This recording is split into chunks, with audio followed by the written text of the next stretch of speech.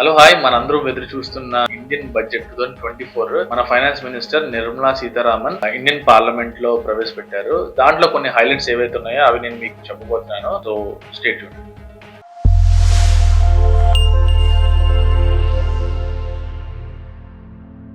ఇండియాలో 5 integrated aqua parks అనేది build చేయబోతున్నారు. అలాగే 3 ఎకనామిక్ లాజిస్టిక్ కారిడార్స్. ఈ ఎకనామిక్ లాజిస్టిక్ కారిడార్స్ ద్వారా చాలా ట్రేడ్ అనేది పెరిగే అవకాశం ఉంది ఇండియాలోని. అలాగే 40,000 నార్మల్ ట్రైన్ బోగీస్ ని వందే భారత్ బోగీ స్టైల్లో కన్వర్ట్ చేయబోతున్నారు. ఎందుకంటే పాత బోగీస్ అన్ని కొత్త రీమేక్ ద్వారా వందే భారత్ స్టైల్లో రాబోతున్నాయి మన ప్రజలందరికీ. అలాగే వికసిత్ భారత్ తరఫున 75,000 crore లోన్ ప్రతి స్టేట్ కి ఇవ్వబోతుంది. ఈ 75,000 crore లోన్స్ స్టేట్ లో ఉన్న ఇన్ఫ్రాస్ట్రక్చర్ డెవలప్ చేయడానికి సెంట్రల్ గవర్నమెంట్ ప్లాన్ చేస్తుంది. Financial support to the farmers ఏంటి 1.8 lakh crores ఫార్మర్స్ కి ఫండ్ క్రియేట్ చేస్తుంది. దీని ద్వారా కావాల్సిన ఏవైతే టెక్నికల్ సపోర్ట్ అవ్వచ్చు, సీడ్ అవ్వచ్చు, ఫార్మింగ్ హెల్ప్ అవ్వచ్చు, ఏదైనా ఈ ఫండ్ ద్వారా సెంట్రల్ గవర్నమెంట్ ఫార్మర్స్ అందరికి హెల్ప్ చేయబోతుంది. అలాగే టూరిజం డెవలప్మెంట్ కూడా ఎక్కువగా ఫోకస్ చేస్తుంది ఈ గవర్నమెంట్. టూరిజం డెవలప్మెంట్ లో కంట్రీ చాలా ఎక్కువ ఫోకస్ చేస్తుంది. రీసెంట్ గా జరిగిన ఐలాండ్స్ ఇష్యూ లక్షద్వీప్ ఏవైతే ఉన్నాయో, సో దాని ద్వారా మంచి బజ్ వచ్చింది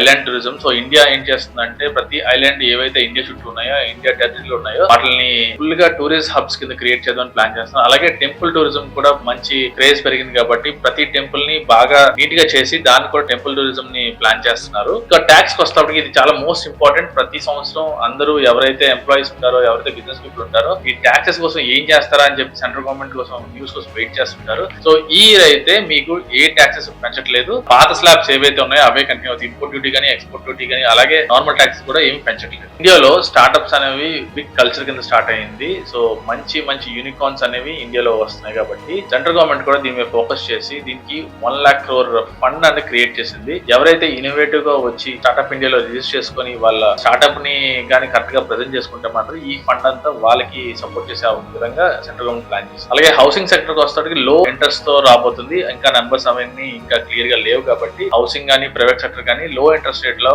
లోన్స్ ఇచ్చే అవకాశం ఉంది. ఇండియాలో పవర్ కన్జంప్షన్ చాలా ఎక్కువ అయింది. దానికోసం అని చెప్పి సెంట్రల్ గవర్నమెంట్ సోలార్ ఇనిషియేటివ్ అనేది తీసుకుంది. ప్రతి హౌస్ హోల్డ్ కి సోలార్ ఉండేలాగా ప్లాన్ చేస్తుంది. దానికి సబ్సిడీ క్రియేట్ చేసి పవర్ బిల్స్ అనేవి తగ్గించడానికి ట్రై చేస్తుంది. ఎందుకంటే హౌస్ హోల్డ్స్ లో ఎక్కువ కన్జంప్షన్ ఉంటుంది కాబట్టి వాటి మీద ఎక్కువ ఫోకస్ చేస్తుంది సోలార్ ద్వారా. ఇవి నాకు ఇంట్రెస్టింగ్ అనిపించిన పాయింట్స్. మీకు కానీ ఏమైనా ఇంట్రెస్టింగ్ పాయింట్స్ ఉన్నా, లేకపోతే నేనేమైనా మర్చిపోయినా మీరు ఈ కింద కామెంట్ బాక్స్ లో పెట్టి మన వ్యూవర్స్ అందరికీ చెప్పండి. ఇలాంటి మోర్ ఇంట్రెస్టింగ్ వీడియోస్ కోసం మా ఛానల్ సబ్స్క్రైబ్ చేసుకోండి, లైక్ చేయండి, షేర్ చేయండి.